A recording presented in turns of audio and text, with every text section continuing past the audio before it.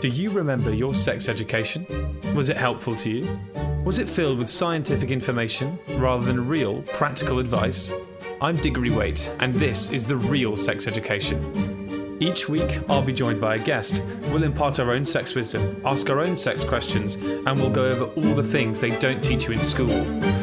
To bring this all together, though, we'll need an expert, a sexpert, if you will.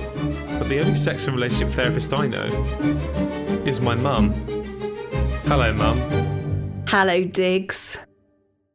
In this episode, we're joined by comedian Jayde Adams. I'll be honest with you, this is not a subject I'm really used to talking about. We discuss fingering. I take my boyfriend around Bristol and I'm like, I got fingered in there. Oh, I got fingered in there. Squirting. And I sat there and one of them squirted on my shoe. And the lessons you don't really need. I was taught how to give a blowjob by a gay guy. I'll be honest with you, I didn't need that lesson, but I pretended that I did. Welcome to The Real Sex Education. I'm Diggory and I'm joined as ever by resident sex and relationship therapist Cate Campbell. Hello, Mum.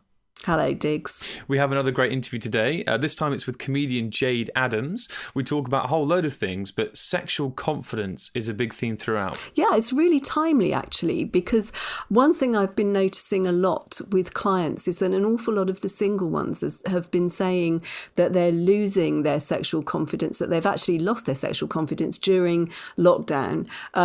Things like having the wrong hair or having put on a few pounds during lockdown really affects people. You don't realise how much you need all your ducks in a row. You need certain circumstances that make you feel able to express your sexuality. I think most people aren't aware of that. And all of a sudden, when you're not interacting with other people, when you've put on a bit of weight, when you're not feeling you look good, you're slopping around in trackies and things.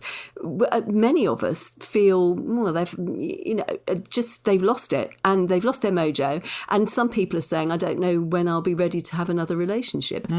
So with those people who've lost their sexual confidence, is there anything you'd say or advise them to get it back? What are you saying when these single people say to you, when your single clients say to you, I've lost my sexual confidence? What are you saying in response? Well, I mean, it's interesting because I guess what we're often doing is exploring what it felt like before and what's made the difference and how they would find whatever it is that they need. So it's an individual thing, I think. People need to be able to identify what does it for them. But I think a lot of people are shocked to realise that there are circumstances that they need before they feel okay to express their sexual self. And they don't feel that they have it if their hair's not right or something. I mean, it seems such a small thing, and yet a lot of people don't want to go outside. I mean, I can see why people feel, wow, I just don't feel myself. I don't feel my sexual self. It's hibernating somewhere. And hopefully going forward, people will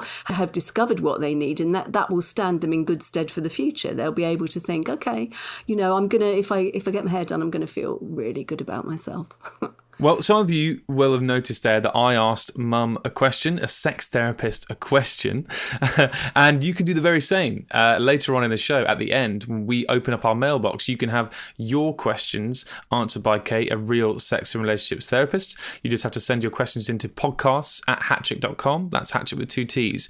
But before we get there, we spoke with Jayde Adams and asked her, how was your sex education? Non-existent. My sister gave me some information about it, but my sister, she didn't know either. She was only 2 years older than me. And all I knew is that she went from bad boyfriend to bad boyfriend who all treated her badly.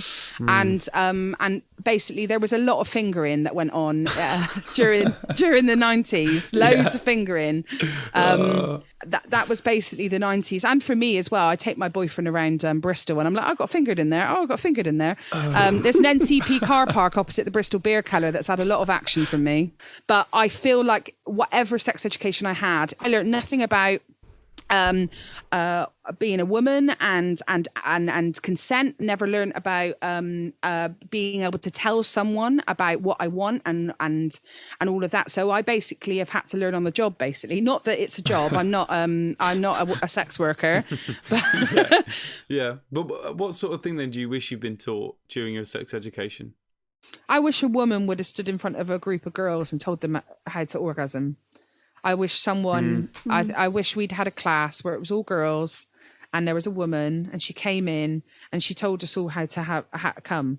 I wish I'd learned that when I was 15. There was somebody at my daughter's school who actually did that, and one of the ways she suggested was to sit on top of a moving washing machine, an operating washing machine. That's what she said. So I came home and found her sitting there on the washing machine. Why? Yeah. Is that the sort of education you had in mind, Jade? Just like some education about how to come. Yeah. Like, someone, I learned how to come. I remember the first time that I did, and I was on my own. I was like between the ages of 12 and 14. Graham Torrington, who used to do used to do a radio show on GWR in Bristol, and it was called Late Night Love. And from 10 p.m. to midnight, he would play like love songs. And it was Valentine's Day weekend or something, and he was in Amsterdam. And I remember that was the first time I ever orgasmed on my own without, it was the first time I orgasmed. And I sort of found that out myself. And there was I had this pair of shorts that I rubbed with. And then for years I thought, and I kept the shorts in the same position, in the same, I sort of used the shorts to rub. And then I kept the shorts under my pillow. And then I remember once my mum found them and washed them, and I was devastated because they weren't in the shape that they needed to be in order to do what I did. And I sort of didn't realise I had to find it all out on my own. So what you could have done with then is someone to tell you to sit on a washing machine. I actually had my very first TV job I ever got was in probably 5 years ago. I did this job where I had to spend an entire week learning about sex. So we did, and it was for women. It was called the Vagina Show. And I was taught how to give a blowjob by a gay guy. I'll be honest with you, I didn't need that lesson, but I pretended that I did. I've never had any complaints in that department. And sorry, where was I? I was going somewhere with this. I got distracted by thinking of university. But how good you are at blowjobs, yeah. Oh, yeah. So I had the gay guy who gave us blowjob technique lessons. And then there was one day where we did this fanny catwalk, and we got these porn stars to walk up and down naked from the bottom down so we could have a look at other people's vaginas. And then one of the lessons was this woman got flown in from the Netherlands, and she was a squirting expert. So she came over from the Netherlands, and she taught us all how to squirt. And then these three girls masturbated next to me whilst I sat there incredibly awkwardly. And I sat there, and one of them squirted on my shoe. She what was? Did you say this is one of your first jobs in TV? First job in telly, I got squirted on by a girl. Imagine. This is mental. Isn't it crazy? Wow. So, and I think some people think that female ejaculation and squirting is a myth. But I know it's not a myth because someone squirted on my foot and it wasn't piss. Yeah. Exactly. But you have the proof. I sniffed it. I wanted to know if it was urine. And it does have, because it comes from near the same place as the bladder, so there sometimes is a bit of urine in it. Yeah, but it's very similar it's very similar to amniotic fluid. Is it? Apparently. Oh, wow. Yeah, apparently. Yeah. I mean, I haven't checked personally, but I believe I've never that's squirted. Neither have I. Amniotic fluid, for those that don't know, the uninitiated. It's the fluid that surrounds a baby in the womb.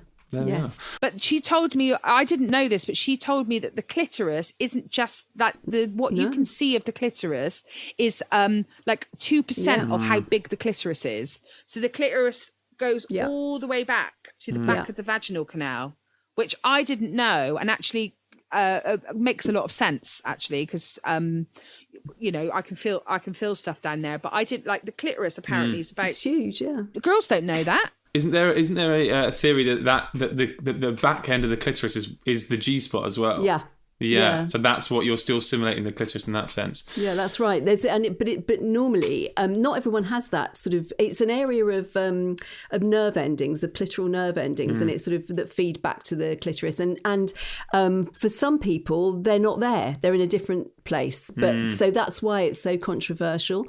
And did you know that the vagina is the least dissected organ in the body? I mean, the penis is terribly dissected. I mean, men are really interested in how that works, but not at all interested in how women's sexuality works. Please state your occupation. Science man. Please state your occupation. Scientist. Would you like to dissect a vagina? No. Please press 1 for yes, 2 for no. Thank you. Would you like to dissect another penis?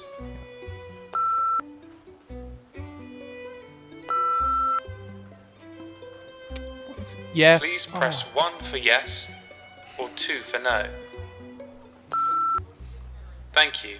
So after we'd spoken about how Jayde wished women were taught how to masturbate in their sex ed class, I asked if there was anything else that Jayde wished she was told how to do.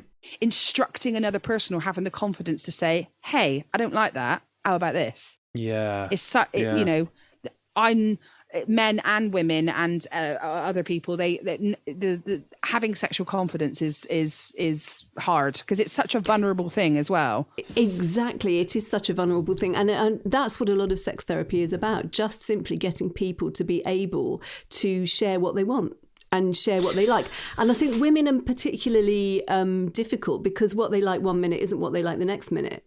And it's and you know, telling that to a man is quite hard. There's actually a thing where couples sort of cut out moves because one of them didn't like it one time. Usually the woman didn't like it one time, and so they say, oh Christ, I won't do that again. And then you end up with nothing really basically happening, about 3 moves, and that's it, you know, as you say, bish bash bosh. There is that fear that, you know, you don't want to like rock the boat in any way in case something of theirs doesn't work and you shame them or something like that. But it's crazy, isn't it? You can't feel sexy walking on eggshells. No, you can't at all. There's nothing sexy about that at all. And a lot of people say that their best sex is when they're exploratory, you know, the fingering stage, where there's no pressure, there's nothing going on. They just feel really relaxed then. Once you get into it and once the relationship's really important, much more difficult. We've had this conversation before about when you say there is that pressure about saying what you want in the bedroom, because it's so hard. Like you say, if you say, oh, I want this, you're worried you're going to hurt their feelings. They're going to interpret that as, so you don't want this then. You don't want the thing that I'm doing at the moment. So then question to Mum and Jayde, if you have any thoughts on this as well, is how do you ask? How do you say what you want?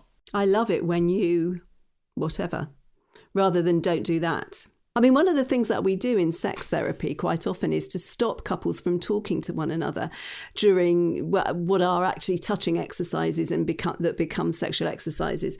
We don't let them speak and we don't let them know what's going on. So right down to one of them preparing the room ready for the exercises. Explain those a little bit more to me, because we've obviously spoken about them, Mum, but maybe Jayde would be interested. So some of these not experiments. They are experiments. Right, okay. That you do with your clients then? What I don't do them with the clients. They do them on their own. Don't get me in there. You know what I mean, for God's sake. No, so 2 clients, and you say to them, right, let's say, and they're here for sex therapy, and you say to one of them, what I want you to do is go into the bedroom or choose a place, doesn't necessarily need to be the bedroom, and prepare it for a experiment. Experiment. Get the chest tubes out, get the Bunsen burner. And then Diggory? Are you using Bunsen burners during sex? Yeah, that's just what I call my nice little learner. So then and then you will then say to your partner, come in, and like you say, they're not allowed to speak about why they've set the room up in that way. No, or they're not allowed to even talk about that. So someone will walk into the room and they're not allowed to say, I love the way you've set up the room. They're not allowed to say anything at all. And then after that, are they supposed to go straight into having sex, or what's happening there? No. They're experiments. So they're touching experiments, and they become increasingly more sexual. But the point about it is that everything you do in terms of touching is for your own pleasure. And so right the way through, it's all for your own pleasure. So and when they start becoming sexual, they are basically guiding one another, hand on hand, rather than and doing what they feel like doing as well. So it's more about permission giving than it is about trying to make someone do something. So trying to make your partner climax or whatever off the agenda. Each person's responsible for their own pleasure. So they might ask the other one or show the other one how to do something that will get them a climax, but it's their responsibility, and it is so freeing. I mean, it sounds counterintuitive to say that, but it is unbelievably liberating. Wow, this is great. What a great idea. Really works. Tonight I wanna try something different. I made up our room real nice, in a way that just I like. Tonight I want you to come into our room, but I don't want you to. No, I don't want you to say a word tonight. Say a word. Is that alright? Don't say a word tonight. Don't say a tonight. Don't say no words. Don't say no words. Don't say no words. No words to me. Sorry, is that a Bunsen burner? Shh. We said no judgment and no talking. So we found out communication is crucial then, Mel. Well, yes, communication is always absolutely vital to good sex. But actually, in this case, it doesn't sound as though that's all that was affecting Jayde. I also would say that the way that society is about people who are fat has also had a drastic impact on my sexual self-esteem.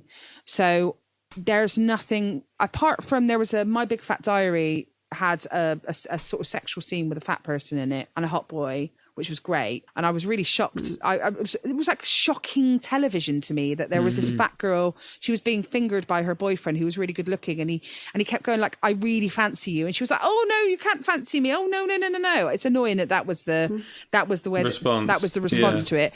This is constantly the storyline of fat people. There are no sexual fat people in anything. And it means it's really hard to see yourself as a sexual person when no one else in my entire life has ever shown fat people to be sexual, if you get me. So like a lot, women can discover their sexuality by seeing people like themselves in sort of sexual, people that are like Daisy Edgar Jones from Normal People will now go, oh look, that'll show a sexuality towards that sort of type of girl. But like there's nothing like that for fat people, and it means that you just there's a part of that education that I'm missing. Yeah, it's really understandable. And yet, so much nonsense. And it's all historical as well. I mean, at different times in history, different body shapes are attractive. And I think now, after Daisy Edgar Jones, we're going to have all sorts of girls cutting fringes on their hair to say, oh, look, now I'll be sexy. Now I'll have an orgasm, I don't know if you can see the chain that I'm wearing. You've got Connell's chain on. After Connell, yeah, I've got Connell's chain on. It had to be done, didn't it? It had to be done. Oh. It's just a real shame because there needs to be some sort of education for different types of people. And so when I put myself out there on the internet, not sexually, but with my career, I put myself out there, I just get lots of people sort of criticizing me for being fat. I don't ever get or anything like that because women are seen pretty much as sexual objects, and I get abuse because a man doesn't see me as a sexual object because I'm fat. It's had I'd say a detrimental effect on my sexual self-confidence. I'm confident in so many other things. Like I'm intelligent, I'm clever, I can make people laugh. Lots of people can't do that. I've sort of got lots of confidence in that, but the sexual side of things has disappeared. But it needs, part of being sexual is what comes from the inside. And there are so many times in a day when you have the opportunity to feel sexual, and people don't take them. They keep sex for the bedroom, or they keep sex for a very quick glance in the mirror as they rush out through the door. But you can feel sexual in all sorts of ways all the time, when you're flirting, or when you just a look between you and somebody, or I don't know, when you look in the mirror and when you feel great and when you feel really powerful and in control. Those times can come at any time and should do. And I'm really sad and horrified in a way that those feelings have been kind of knocked out of you by bad experiences. Or just bad experiences, online abuse that I get every time I put myself on television. I'm not considered a sexual person. And also, I'm terrifying as well. I'm really confident. So I had to go, I'm with a comedian because I would intimidate any man I'm with because I'd always be funnier than them. Mm-hmm. But I have my match with this one.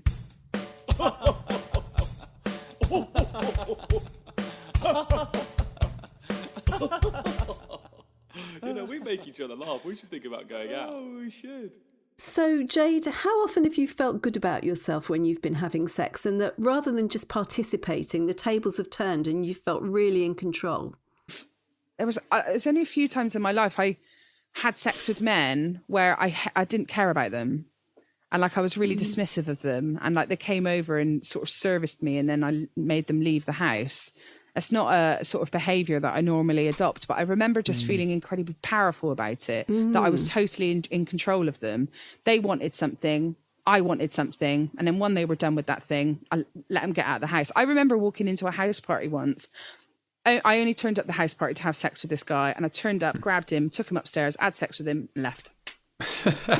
You're laughing, Diggs, but actually this is a really big thing at the moment, and I'm talking to more and more young women who are saying that I want a relationship, but I get such a hit from having sex with a man and discarding him that I can never get to the point where they think I want a relationship. They think I don't, because I so enjoy buoying them off and just saying, yeah, I feel great. Buoying them off. I can't believe my mum just said buoying them off.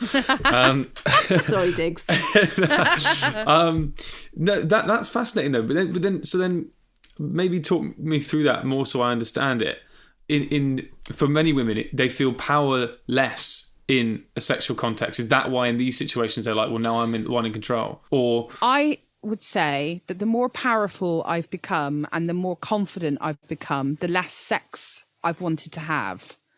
So when I was in my 20s, I used sex as a way to validate my looks and my personality, and the more sort of the master of a universe that I've become in my life, the less masturbating I've done and the less sexual I've become. I've found, because I used to use sex as a way to validate myself rather than I don't think I really know how to do sex where I'm not using it as a way to make myself feel better.